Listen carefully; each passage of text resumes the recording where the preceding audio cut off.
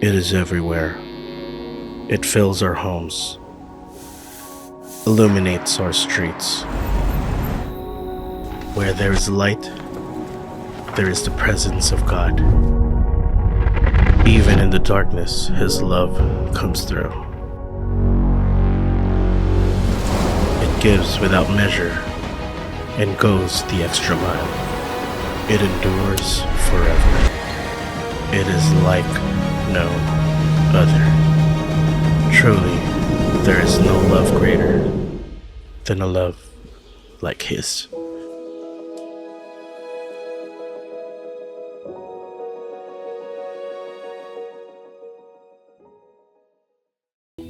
Lord, that's our prayer, that every heart will sing your praise. Give us a grace, Lord, to obey. Give us a grace, Lord, to obey your will in our lives, so that every heart will know your name. Thank you, Lord. Bless the preaching of your word today. And Holy Spirit, we acknowledge your presence. Touch our hearts, Lord. Lord, we know that your word will not come to you empty and void. It will accomplish the purpose for which you would send it. In Jesus' name we pray. Amen. Please remain standing as we read our scripture today. 1 John chapter 4, we read from verse 7 to chapter 5, verse 5. So you could open your Bibles or swipe it with me on your apps. 1 John chapter 4, verse 7 to chapter 5, verse 5. It says there, Beloved, let us love one another, for love is from God, and whoever loves has been born of God and knows God. Anyone who does not love does not know God, because God is love. In this, the love of God was made manifest among us, that God sent His only Son into the world, so that we might live through Him. In this is love, not that we have loved God, but that He loved us and sent His Son to be the propitiation for our sins. Beloved, if God so loved us, we also ought to love one another. No one has ever seen God. If we love one another, God abides in us, and His love is perfected in us. By this we know that we abide in Him and He in us, because He has given us His Spirit. And we have seen and testified that the Father has sent His Son to be the Savior of the world. Whoever confesses that Jesus is the Son of God, God abides in Him and He in God. So we have come to know and to believe the love that God has for us. God is love, and whoever abides in love abides in God, and God abides in him. By this is love perfected with us, so that we may have confidence for the day of judgment, because as He is, so also are we in this world. There is no fear in love, but perfect love casts out fear. For fear has to do with punishment, and whoever fears this has not been perfected in love. We love because He first loved us. If anyone says, I love God, and hates his brother, he is a liar. For he who does not love his brother, whom he has seen, cannot love God, whom he has not seen. And this commandment we have from Him: whoever loves God must also love his brother. Everyone who believes that Jesus is the Christ has been born of God, and everyone who loves the Father loves whoever has been born of Him.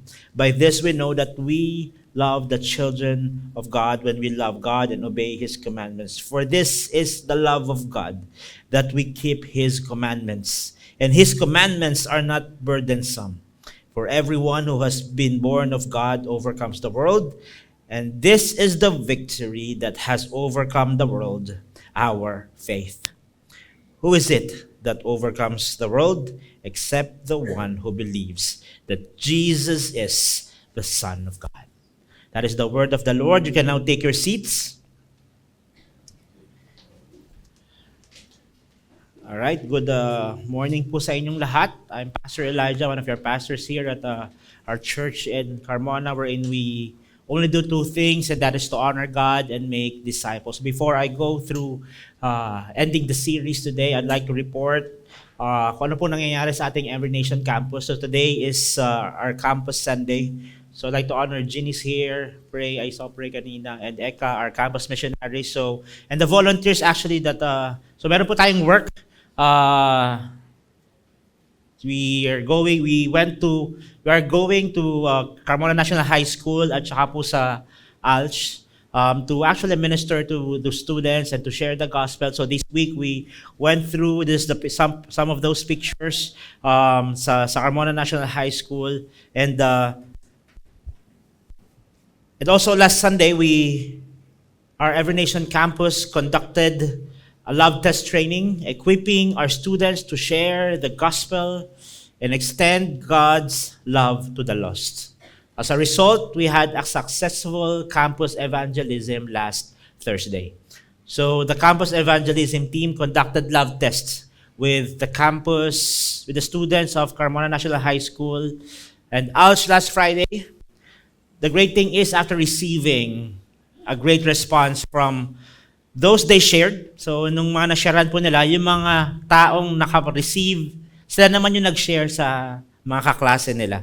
So some students whom recently started discipling also conducted love tests to other students. So I'd like to honor each and every one of you for your generosity, for praying with us, for giving to our Every Nation campus, for supporting our campus missionaries, and also for going. Some of you goes to sa ating pong mga schools, and thank you po sa inyong lahat, because yun lang po talaga yung gagawin, yung calling ni Lord na binigay sa church is just to reach out the next student leader, the next family man, the next businesswoman. Yun po yung calling na binigay sa atin ni Lord, is to really reach out the campuses within our reach in the city of Carmona. So thank you. I like to honor Jean. Thank you, Jean, for your heart in our campuses. So as we close our series today, A Love Like His, how many of us appreciates this preaching? Na ito yung mga preaching na madaling sabihin, mahirap isabuhay. Tama po ba? Napakadaling sabihin, napakadaling i-preach, napakahirap isabuhay because of the definition of love. The definition of love has been distorted by the world. Diba? Laging kailangan selfish ang love. Kailangan nauna, what's in it for me? Laging ganon. But as we understand the scriptures, we understand and look into the scripture, I hope and pray na nakita natin, based from the scripture, what is the definition of love? Ano ba talaga yung knowing God's perfect love? That God is love, but love is not God. That yung fundamental nature ni Lord is love. But we need to understand, as the world defines love, laging magkahiwalay yung righteousness and justice on the side of the aisle. And then the other side is saying, hindi, kailangan love. Hindi mo pwedeng pagsamahin yung just and righteousness with love. Kasi dapat i-tolerate natin. That's what the world defines, how the world defines love. But the scripture is very clear that as Jesus, as God, dispenses His love towards us, He sits on His throne with righteousness and justice. So whenever now He says, I love you, whenever He says, mahal ko kayo, it goes with saying na yung pagmamahal ni Lord also comes with His holiness, with His justice and righteousness. It's a holy kind of love. It's a righteous kind of love. It's a love na alam mong best interest natin, pero madalas masasaktan tayo. And that's how the Word of God defines love. Because God's fundamental nature is love. And His perfect love was actually displayed when He sent His Son Jesus, and the obedience of Jesus as the atoning sacrifice on that cross 2,000 years ago. That His love, as we know the love of God, it should transform us. Dapat nababago yung buhay natin. Because as we grow in the knowledge of God, as we understand who He is and what He has done, ang application nun, mas mamahalin natin si Lord at mas mamahalin natin yung kapwa natin. The more our hearts is being transformed, the more our words, our deeds, our thoughts are transformed, the more we will be able to love others. Pero yung anchor nun, dapat naramdaman natin yung pagmamahal ni Lord. Dapat na-experience natin yung pagmamahal ni Lord so that we could dispense the same kind of love to others. Last week, we talked about living in God's love. So pahirap tong series natin, itong pag-aaralan natin from knowing. Last week, we talked about living God's love, that loving is a command. Tama ba? Loving is a command. Loving is a command. And the standard of which we are to love one another is the standard of God. Ngayon, pag tingnan natin yan, hindi natin kaya. Kaya yung relationship natin kay Lord is not perfection. It's progression. Laging direction papunta sa Kanya. And a lot of times, we veer from the left, we veer from the right because, lalo na pag ikaw yung nagdadrive, di ba? Tapos bigla na lang may kakat sa harap mo. Yung talagang, Lord, buti na lang linggo ngayon. Kasi kung Lunes ka, malamang, nabato ko na yung prutas na nahulog sa akin eh. Di ba? There are times in our life na iba-iba kasi ang tension, iba-iba yung anchor natin yung level of kaya natin i-tolerate. Tama ba? Yan. One of those things that really, yung nagtitigil sa akin, yung ang hirap, di ko maintindihan yung common sense. Parang gano'n. For example, there's one instance sa buhay ko. So sabi sa akin ng guard, bro, baliktarin mo yung sasakyan mo para hindi ka nakaharang. So isipin mo, doon ako nagpark, pababaliktarin niya lang para di ako nakaharang. Sabi ko, so parang, hindi mo ba alam, parang gano'n, no? Parang gusto kong, sige Lord, mag-repent na lang ako. Alagaya ko lang malaglag yung process, pero magagalit ako. Parang gano'n, di ba? Parang may gano'n tayong mga instance in our lives, eh. But I hope and pray as we really know and understand the love of God, as we really now living in the love of God, na merong progression sa buhay natin on how we express our love to others. That knowing God, His perfect love, naturally results in a deeper relationship with God. And as His love removes all fears and secures us, we are able now to speak. We're able to act and think and listen in our relationships through the lens of love. There was this one mentor na in my growth as a pastor and as a small group leader. Sabi niya, bro, sa church, dalawa lang ang gagawin mo. Mahalin mo, saka pagsilbihan mo. And it stuck with me. And in my relationship with the church, my relationship with other Christians, pero pagsilbihan mo lang at mahalin. Kasi lalo na kapag yung tao malapit sa'yo, how many of us, yung mga taong malapit sa atin, yung masasakit pagka nanakit. Tama ba? Tama ba?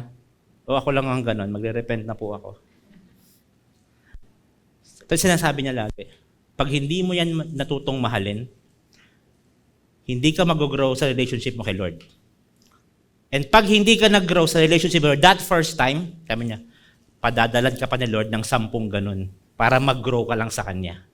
And how many of us, sabi ko nga, it really had that impact in me na kapag hindi ka talaga nag-grow sa relationship mo kay Lord, magpapadala pa si Lord, di ba? We're praying for, Lord, bigyan mo ako ng patience. Hindi ka bibigyan ni Lord ng patience in an instant. Anong ipapadala sa'yo ni Lord? Mga taong talagang itetest yung patience mo. So kapag yung patience mo, level 1 pa lang, yung sobrang irritable ka, yung gano'n, sipin mo lagi kang padadala Lord hanggat hindi ka nag-grow.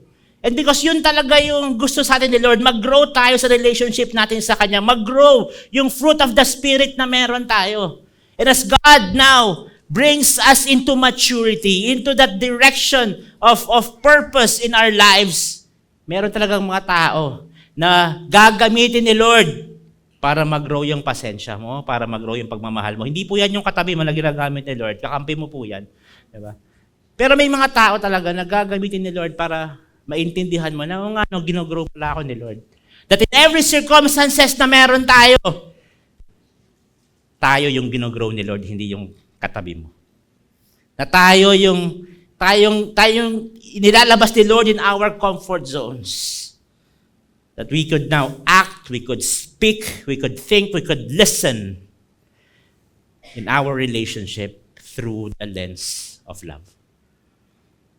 So before we go to our third week, responding. So from now knowing to living, now to respond. Ito na yung mahirap. Responding in God's perfect love. This is my prayer. That yes, our series is ending today. But I hope and pray that we would not stop seeking God. Because we cannot fathom, hindi natin kayang ipasok yung infinite being ni Lord in our half-kilo brain. Hindi natin kayang maintindihan ng isang upuan yung pagmamahal ni Lord. It's really that progression in us. It's that relationship, that culture of, yung kinocultivate natin yung relationship natin kay Lord. We don't stop seeking God. Because as a person, yung sinful nature natin, we feel like laging may kulang. Tama ba? Laging incomplete. Something is lacking. Laging may ganon. But as we grow in our knowledge of who God is, as we grow in our experience, yung personal ma-experience natin yung pagmamahal ni Lord, as we grow through that, I hope and pray na yung void na meron tayo sa puso natin, si Lord lang makakapagpuno niyan. Because we are looking at the wrong places for love. We are looking at the wrong things for us to experience love. Blaise Pascal said this, there's a God-shaped vacuum in our hearts that only God can fill. I hope and pray that as we now go in through this series, close this series today, na mas makilala natin si Lord, na mas isik pa natin si Lord, na mas magbasa tayo ng scripture natin, mas mag-pray tayo, mas maging part tayo ng small group, and we participate in the growth of our personal relationship and the growth of each other's relationship. So yun po yung prayer ko. Because this relationship that we have with God and this relationship na meron po tayo is always progressive. Wala pong ending to. Hanggang kunin tayo ni Lord or dumating siya, kung ano man ang mauna. It's a progression of our relationship with God. It's a lifelong journey. Now, let me just backtrack a little bit dun sa binasa natin, 1 John chapter 4, let me just read 7 to 8. No? It says there, Beloved, let us love one another, for love is from God, and whoever loves has been born of God and knows God. Anyone who does not love God does not know God, because God is love. The starting point ng pagmamahal is yung us being beloved, us having that personal, that right standing with God. And then, let us love one another. Paulit-ulit po, tama, napansin niyo ba? Paulit-ulit yung love one another dun sa verse na binasa natin. If you read from 1 John to 2 John to 3 John, paulit-ulit yung love one another. Then nung nakita kong bakit paulit-ulit to, I noticed it when the first time I was reading it. Then nung binasa ko ulit this week, ito yung na-notice ko. This is just my conjecture. Remember when I said the first week na yung relationship, yung reason kung bakit sinulat ni John is mayroong mga persecution, di ba, na dumadating sa church. Tapos, ang sabi ni John, this is how you respond to those persecution. This is how you respond to the challenges that is around you. But the challenge is not only from the outside, meron din silang challenge sa loob ng church. Let's look at the verses. 1 John chapter 2, verse 9. Whoever says he is in the light and hates his brother is still in darkness. But if you see the word brother or sister, it means dun sa loob ng community ng church. 1 John chapter 2 verse 11, but whoever hates his brother is in the darkness and walks in darkness. 1 John chapter 3 verse 15, everyone who hates his brother is a murderer. 1 John chapter 4 verse 20, if anyone says, I love God and hates his brother, he is a liar. So paulit-ulit yung loving one another, and yet paulit-ulit din yung us hating our brother. So this is my conjecture. This is my conjecture when I was comparing and reading those verses. Not only they have a problem outside because of persecution, nagkakaproblema din sila sa pagmamahal sa loob ng church.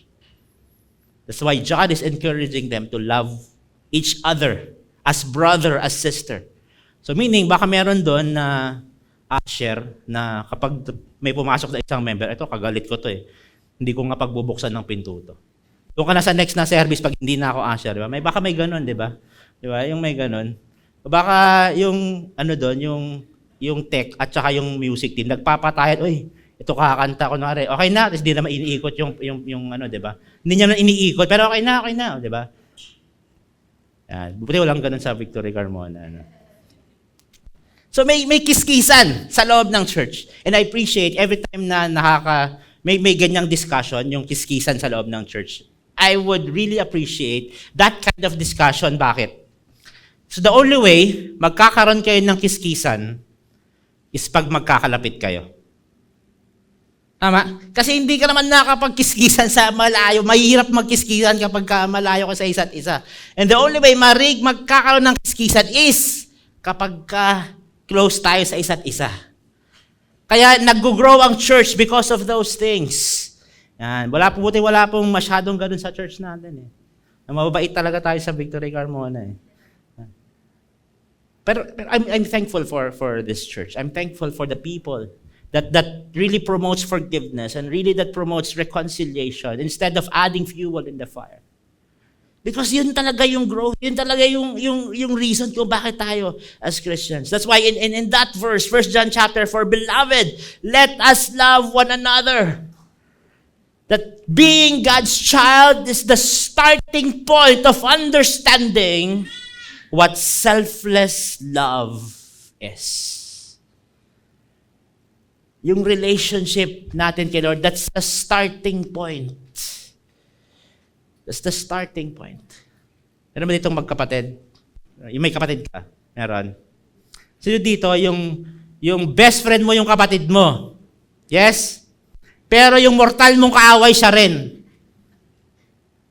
Because through thick and thin, ganun talaga kasi magkakapatid. And John was saying, we are brothers, we are sisters in Christ.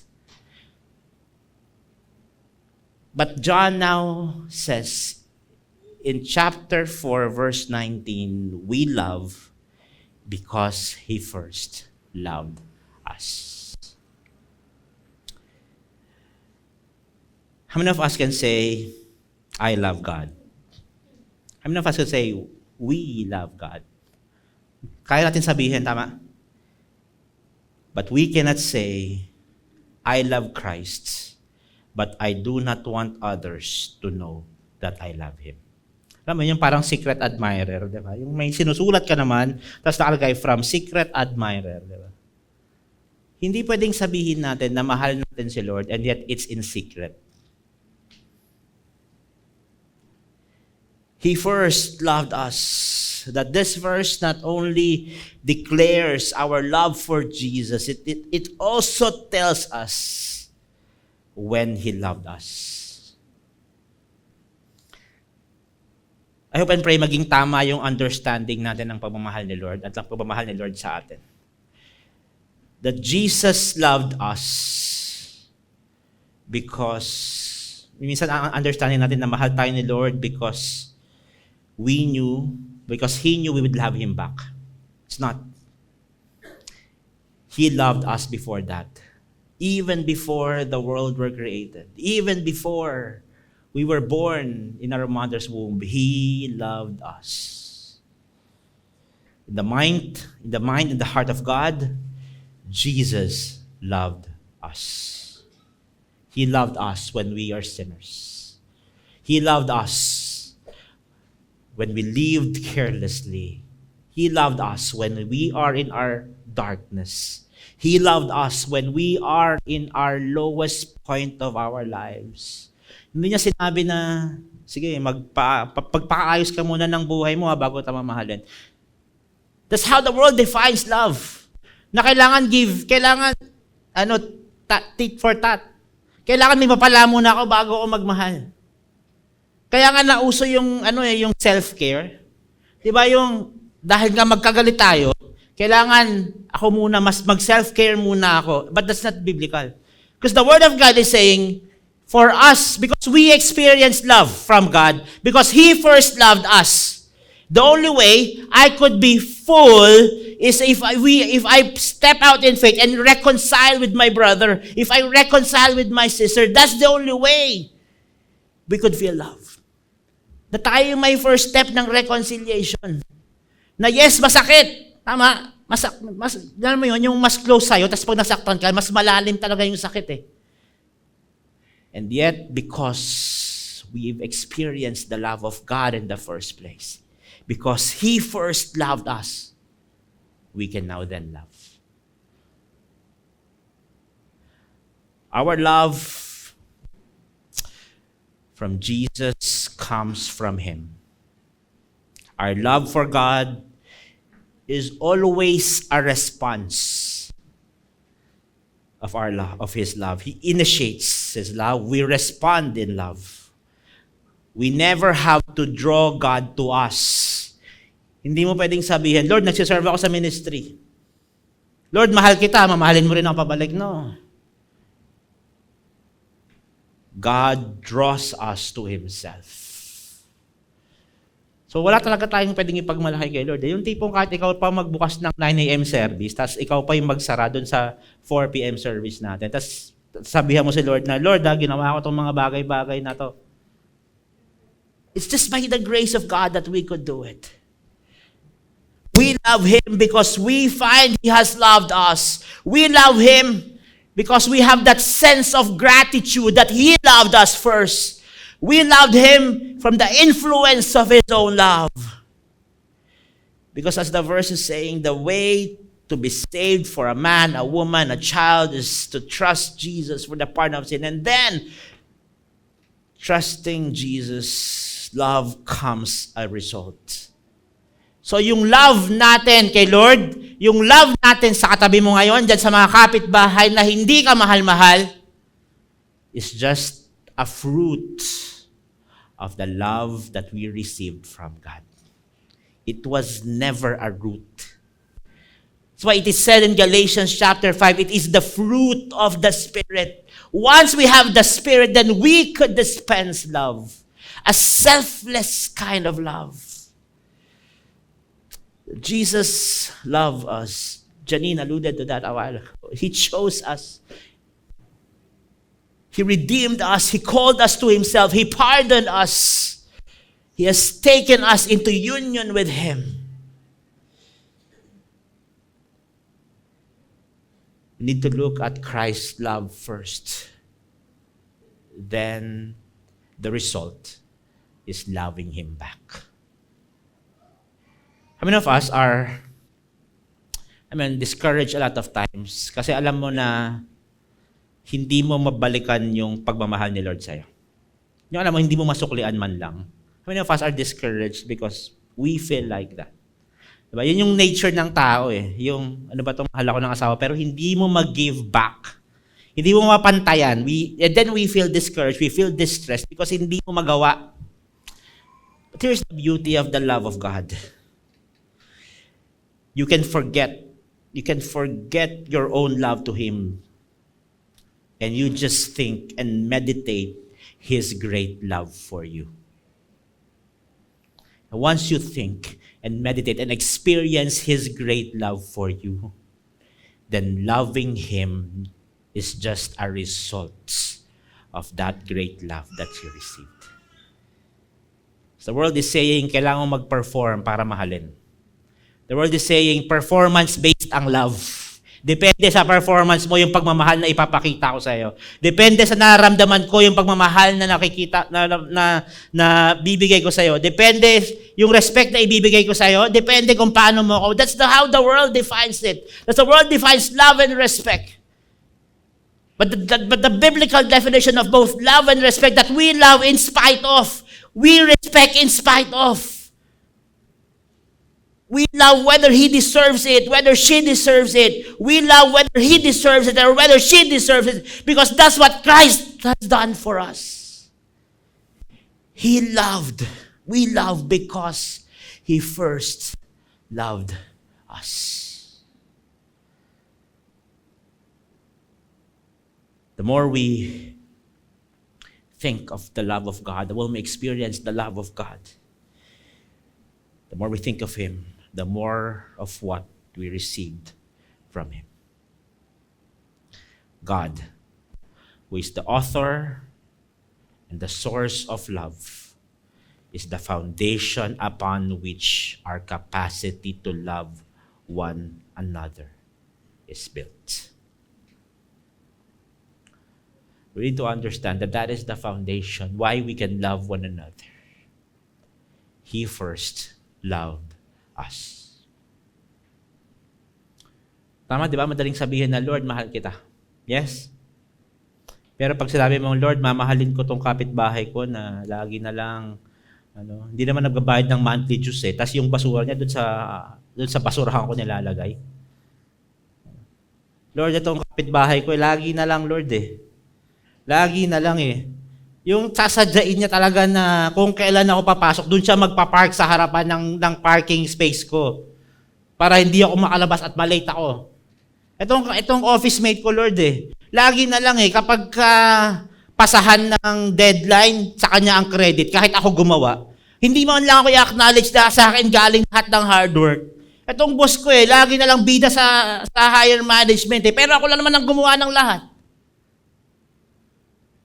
The Word of God is saying, we keep on loving them.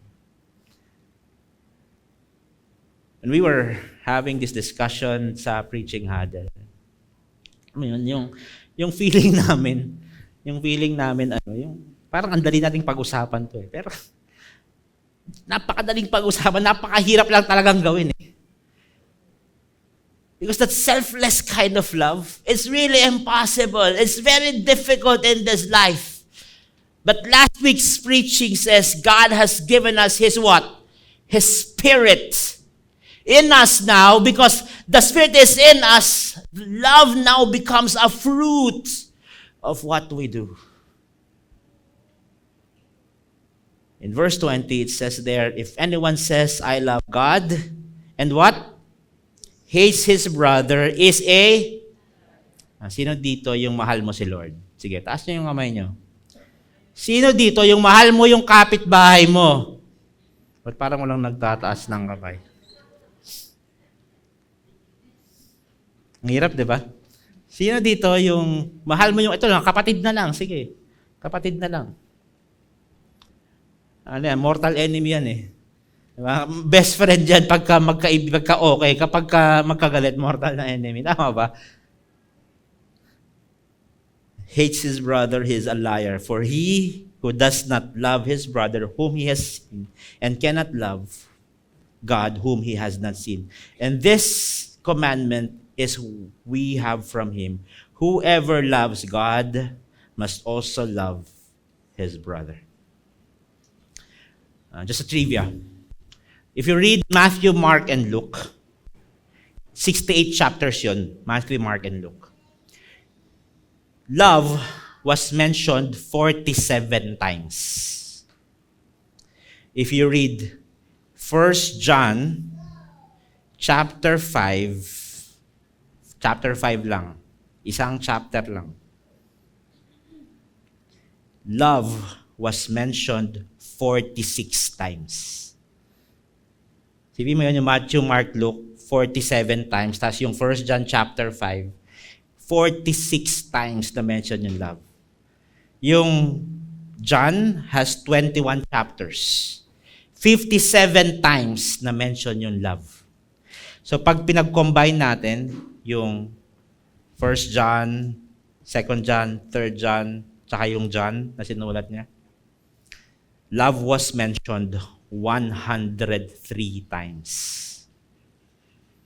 But if you look at the life of Apostle John, he didn't start that way.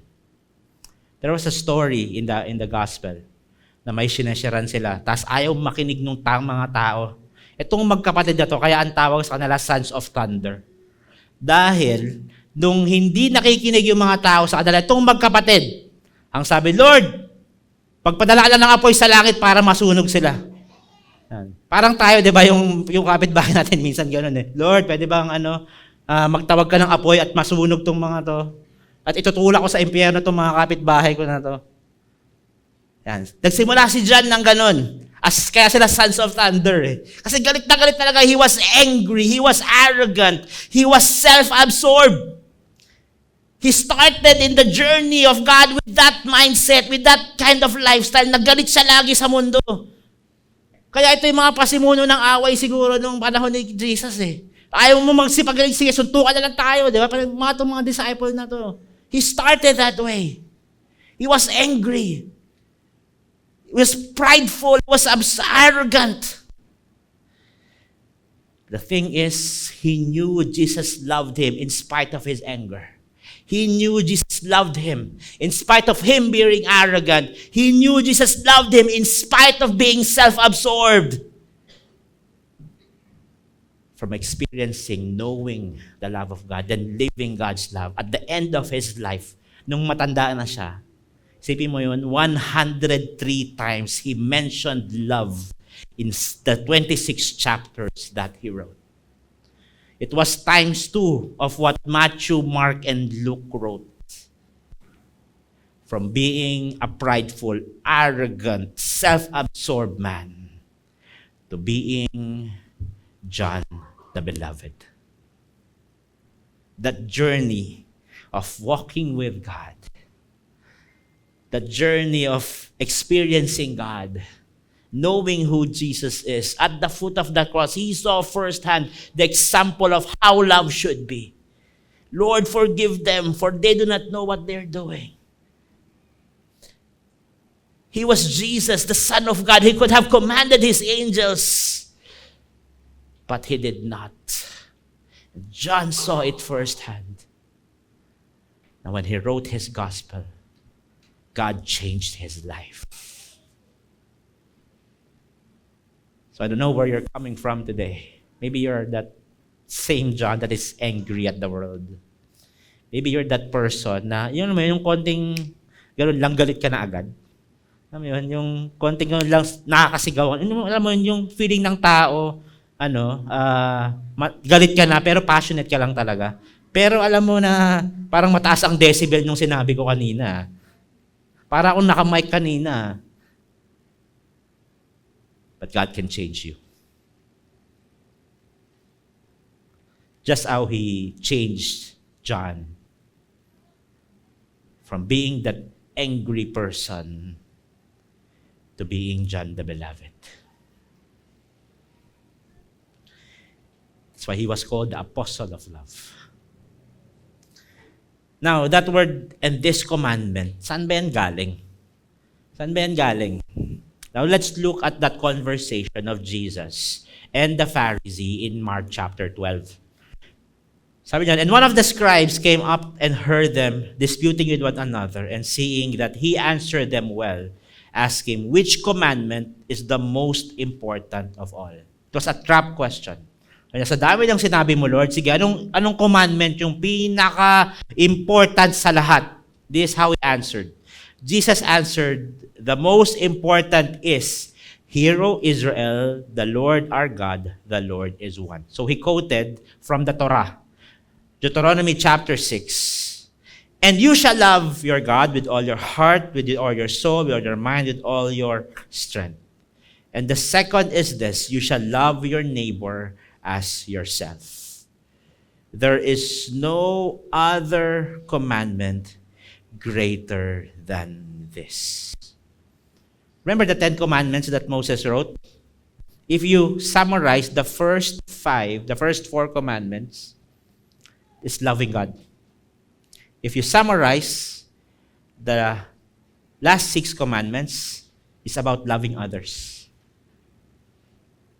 So love God, love others. That's the commandment. Yun yung commandment.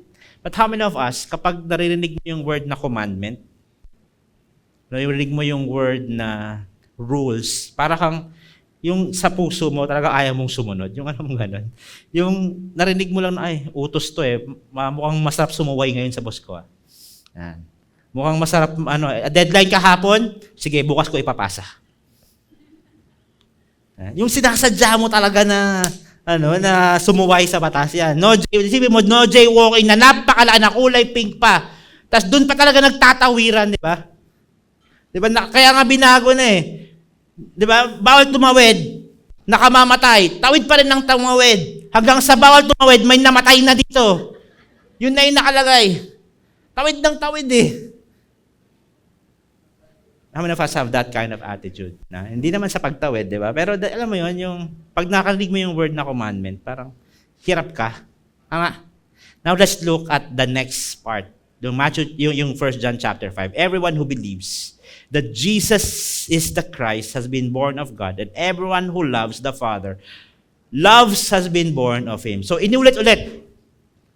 Inulit-ulit. Remember, ang challenge, sabi ko kanina, ang challenge dito is yung mga kapwa Kristiyano, sila yung medyo nagkakaroon ng kiskisan. And it says there, everyone who believes and everyone who loves. So the common ground for Christians, the common ground for each and every one of us is that it's not race, it is not class, it is not culture, it is not language. The common ground that we have is the common love we have for God. Yung lordship, that lordship of Christ, yun yung common ground ng mga Kristiyano. So minsan kapag ka ngayon, ikaw na yung tao na hindi pinagbubuksan ng usher, di ba? Sige na nga, ako na nga magbubukas, sasabihin mo doon sa usher na ayaw magbukas sa'yo. Bro, mahal kita. Di mo, di ba ganon? Ang sarap ng buhay sa mundo, di ba? Di ba, ikaw yung music team na lagi na lang pinapatayan ng mic nitong audio na to. But parang pagka ako ang naka-assign, itong pangit na mic ang binibigay sa akin. Now we respond in love. Because the common ground that we have as Christians is our love for God. May common ground. Now, yung kapitbahay mo naman na pasaway talaga, diba? Yung office mate mo na lagi na lang pag may baon ka, pagka lunchtime na kalahati na lang, tas nakalagay, thank you sa masarap na tilapia. At least nag-thank you, di ba? Hindi mo alam kung sino yung kumain. Diba? Ang common ground na meron ka is found in Genesis. That all of us are made in the image of God.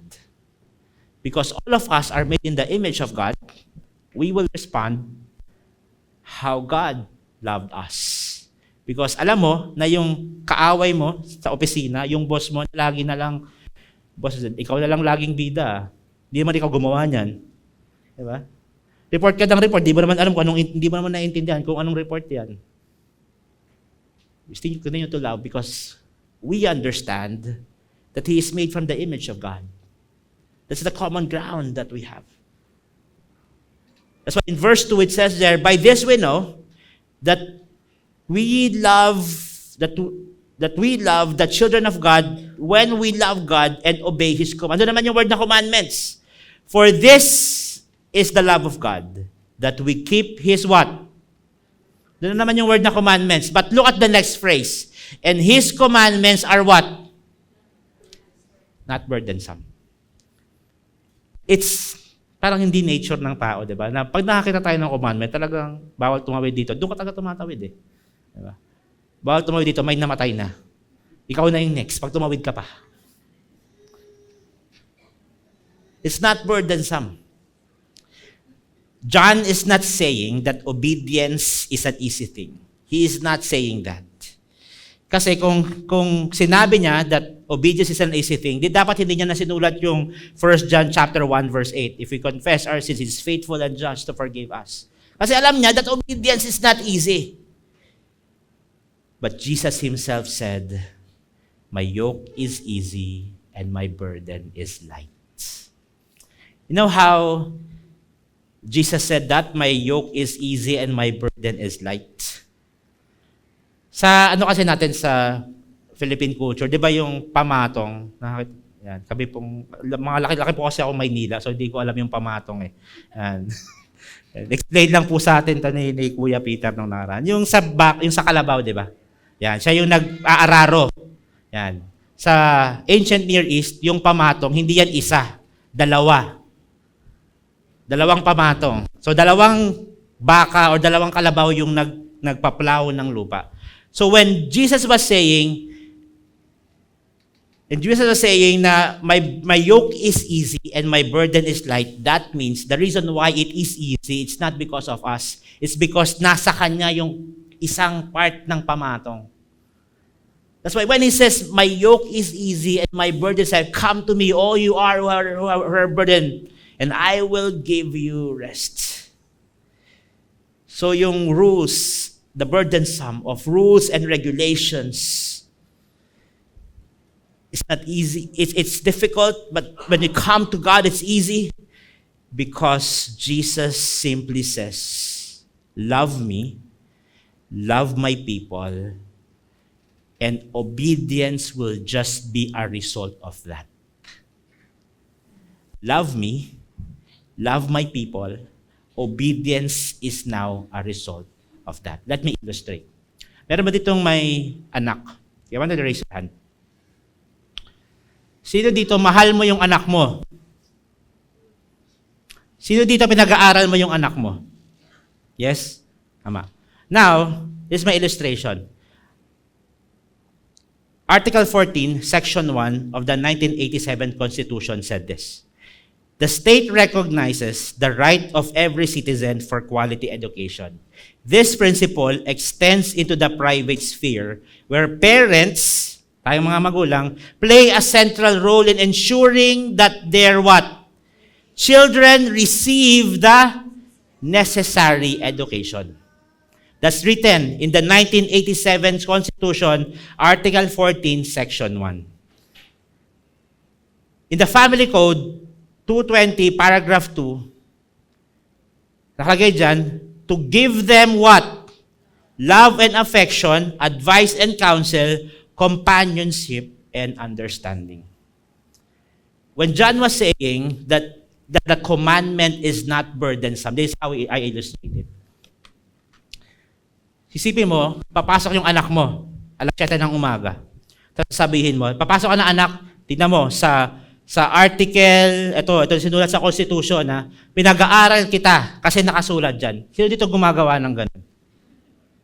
Yung hawak mo yung Constitution ng Pilipinas, nag-aaral ka ngayon kasi sinabi dito. Mahal kita anak, kasi sabi ng Family Code, mahalin daw kita. That's how now commandments could be burdensome. Pero, how many of us is not doing it? Bakit? Because yung pagpapaaral natin sa anak natin is just a result of us loving them. It's an expression of our love for them. So, hindi mo kailangan ng 1987 Constitution para sabihin sa anak mo na, anak, mahal kita, pag-aaralin kita. Hindi mo kailangan ng Family Code para sabihin sa anak mo na, I'm gonna give you love and affection, advice and counsel. It's just a result of us understanding what love is. Kaya ang sabi dun sa previous verse, if anyone says, I love God, hates his brother, is a liar. It is easy for someone to proclaim God's love. Kasi yung proclaiming ng pagmamahal ni Lord, natin kay Lord, is a private relationship. Wala namang makapag-question pag sinabi mong mahal ko si Lord . Pero pag sinasabi natin, mahal ko yung kapwa mo, mahal ko yung kaopisina ko, mahal ko yung boss ko, mahal ko yung kapitbahay ko, from private relationship, nagiging public relationship. That Jesus said, our world could measure our status as disciples. Alam mo anong measure nun? It's found in Matthew. By this, all will know, you are my disciples if you have loved one another. Malalaman ko na disciple ko kayo if you love one another. Kaya hindi po excuse yung hindi ko mamahalin tong kapitbahay ko na to. Hindi ko na-experience yung pagmamahal sa kanya. We are born of God, abiding in Him, and then the resources of love is there. And it's up to us now how to respond. But God has given us the Spirit. God has given us now tools. God has given now His Word. Now it's up to us how to respond in His commandment with our will and our whole being. But the commandment is not burdensome because we are acting out of love. In verse 4, it says this, "And everyone who has been born of God overcomes the world." And this is what? The victory that has overcome the world, our faith. So yung starting point and yung ending point ng relationship natin kay Lord, nasa faith natin. The reason why we could love is because of our faith in God. He loved because He first loved us. We can love because He first loved us. And the standing point of victory is still the cross of Jesus Christ. That's why in verse 5, "Who is it that overcomes the world except the one who believes that Jesus is the Son of God?" Knowing who Jesus is not just a matter of facts or information. It is a way of life. You want to grow in your love for God? Know God. Experience Him more. You want to grow in loving your neighbors? You want to grow in loving your husband or your wife? Diba tayong mga mag-asawa, sobrang relate tayo dyan. Yung alam mo yun, yung mahal mo kinabukasan, pagising mo magkaaway na kayo, di ba? Wala naman nangyari in between, natulog lang kayo. Pero parang magkagalit tayo paggising natin? Because we know na yung pagmamahal ng tao, talagang galing yan sa emotions. Diba? And yet, the love of God comes from His very nature. The source of love is Himself. And when we experience that, we could love others as well. The moment of our salvation, God's love changes us fundamentally. The chains of selfishness has been lifted from us. We ought to act and think in accordance with new life that has bestowed upon us. But it is difficult, isn't it? Living that new life. At even if Christian na tayo, talagang nahuhulog pa rin yung prutas natin once in a while Na minsan nahuhulog pa rin yung patience, nahuhulog pa rin yung peace, nahuhulog pa rin yung love. That is because it's a lifelong journey. That is because progression needs to happen. Hindi siya one-time event, it's a lifelong journey of us experiencing the salvation and the lordship of Christ and then going to God in repentance. It's a lifelong journey. But as I hope and pray, as we sought the meaning of love, may we have encountered the author of love and God and love Himself, God. We have walked through these past 3 weeks. But I hope and pray it wouldn't stop us from reading our scripture. It wouldn't stop us from loving one another. It wouldn't stop us from experiencing God more in our lives. And as I end, it's really the challenge of yung pagmamahal na hindi mo, yung iba-iba yung level every day. Tama ba? Hindi ka pwedeng nasa mountain ng pagmamahal lagi Meron mga times talagang bababa ka at talagang... But the good thing is, in Luke chapter 9, verse 23, it says this, "And He said to all, if anyone would" what? "Come after me, let him deny himself and take up his cross" when? Daily. Us experiencing the love of God is a daily thing. Us showing our love to God is a daily thing. Us taking up our cross is a daily thing. Us loving others is a daily thing. To love God and to have that personal relationship with Him, with loving others, is a lifelong journey of faith and discipleship. So living out a life like His is a lifetime journey. There's always that cost of the cross. There's always that cost of discipleship. To taking up our cross, following Jesus daily in our lives, up until God calls us home and be with Him. It's a lifelong journey. But the good thing is, yes, you can do it alone, but it will never be easy.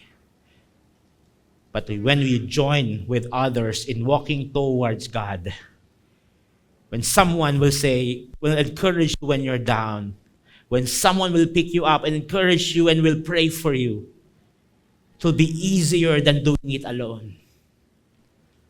If you don't have a small group yet, I encourage you to have one. Be part of a small group so that we could encourage each other. Kasi hindi naman pwedeng lagi kang nasa mountain eh.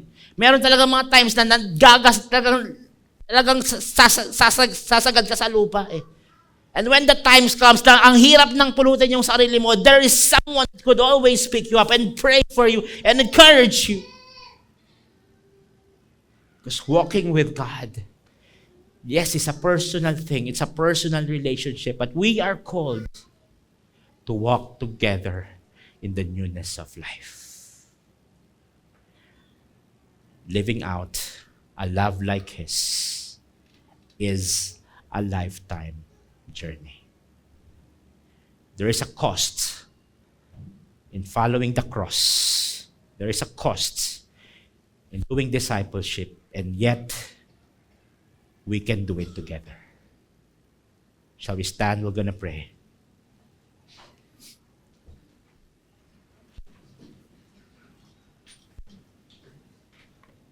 Lord, we thank you for the day that you have given to us. Lord, salamat for the series, A Love Like Your Love, Lord. Lord, thank you that loving others is made possible because you have loved us first. Lord, thank you that your love is not meant for us alone, but for the people around us as well. Lord, we pray that you will give us the grace to nurture compassion and genuine love for others in our heart. Lord, we pray that you would remove any impartiality or pride so that others may see your love in our lives. We pray for opportunities to love one another, to serve one another, to show hospitality to the people around us as an overflow of your love for us. Lord, we pray that you will use each and every one of us in our campuses, in our businesses, in our workplaces, in our community, in our family, so that the gospel would not only be preached, but it will be demonstrated in our lives, that they will see your love as we show our love to them. Lord, thank you. As I send these people off, I send them with blessing and provision. May the Lord bless you and keep you. May the Lord make His face to shine upon you and be gracious to you. May the Lord lift His countenance upon you and give you peace. I send you off in the name of the Father and of the Son, of the Holy Spirit. In Jesus' name we pray. Amen. Thank you, everyone. If you need prayers, lapit lang po kayo sa harap. We'll pray with you. Thank you and God bless. This is why we sing your praise, lift high your precious holy name. Oh, Jesus Christ, the Son of God, because of your love our debt is paid.